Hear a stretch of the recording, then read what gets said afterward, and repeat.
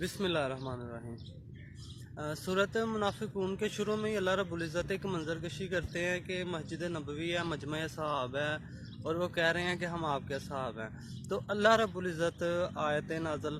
کر کے اپنے محبوب سے کہتے ہیں کہ اے میرے محبوب، یہ جو کہہ رہے ہیں ان میں منافق ہیں، یہ مسلمان ہوئے تھے پھر کافر ہو گئے، لہٰذا ان کے دلوں پہ مور لگ گئی، اب یہ ایمان نہیں لائیں گے۔ اب بات یہ ہے کہ ان کی پہچان کیسے ہوگی؟ تو پہچان بڑی آسان ہے، جو بھی حق کے خلاف لڑا، حق کے خلاف گیا، وہی منافق تھا۔ چلیں آسان کرتے ہیں، تو جو بھی مولا علی السلام اللہ کے خلاف لڑا، خلاف گیا، وہی منافق تھا، کیونکہ اللہ رب العزت کے حکم سے نبی پاک صلی اللہ علیہ وآلہ وسلم نے جب آخری اپنا حج کیا ہے تو واپسی پہ آ کے غدیرہم کے مقام پہ اپنا جو جانشین ہے، اپنے بعد اپنا جو ہے وہ مولا علی کو بنایا، من کنتم مولا فاز علی مولا۔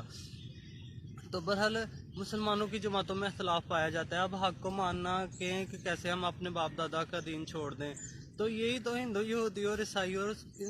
ان یہ کہتے تھے، ان کے لیے مشکل تھا، لیکن بڑے اللہ پاک فرماتے ہیں کہ بڑے تھوڑے لوگ ہیں جو کہ حق کو پہچان کر پھر اس پہ عمل کرتے ہیں، کیونکہ ہر ایک نے اپنا حساب دینا ہے، خود دینا ہے، یعنی ہر ایک نے اپنی ہی قبر میں جانا ہے، تو کوئی کسی کا بوجھ اٹھانے والا نہیں ہے۔ اور جو ہے تھوڑا سا مسلمانوں کی جماعتوں کو ہر جگہ پہ گمراہ کیا گیا، جیسے کہہ دیتے ہیں کہ امت نے بخش دیا جانا ہے، امت کی بخشش ہونی ہے، امت کی شفاعت ہونی ہے، جبکہ بارہا اللہ رب العزت نے اپنی کتاب میں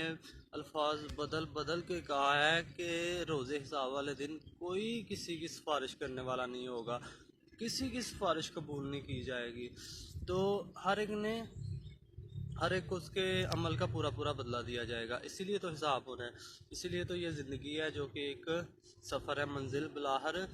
جنت یا جہنم ہے، اور دونوں میں فرق ہی نماز کا ہے۔ سورۃ مومنون ہے، جنت والوں کی پہلی نشانی ہے نماز پڑھتے تھے، خوش ہو کے نماز پڑھتے ہیں، اور جہنم والوں کی پہلی نشانی بھی یہی ہے کہ سورۃ مدثر میں کہ وہ نماز ہی نہیں پڑھتے، وہ نماز نہیں تھے پڑھتے۔ تو پڑھنا ضروری ہے، یہ نہیں پوچھا جانا کیسے پڑھی، پوچھا یہ جانا کہ کیوں نہیں پڑھی، تو یہ نماز ضروری ہے۔ اور باقی علم جو ہے وہ اللہ رب العزت نے پاکیزگی میں رکھا ہے، اس کی وجہ یہ ہے کہ علم ایک نور ہے،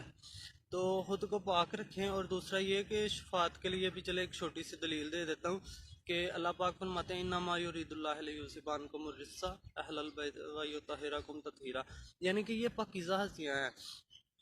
مسلمانوں کی جماعتوں کو کہہ دیا جاتا ہے ذکر کر لیں، یہ علی علی کر لیں، ایسے کر لیں، یہ بخش دیے جائیں گے، ایسا نہیں ہے۔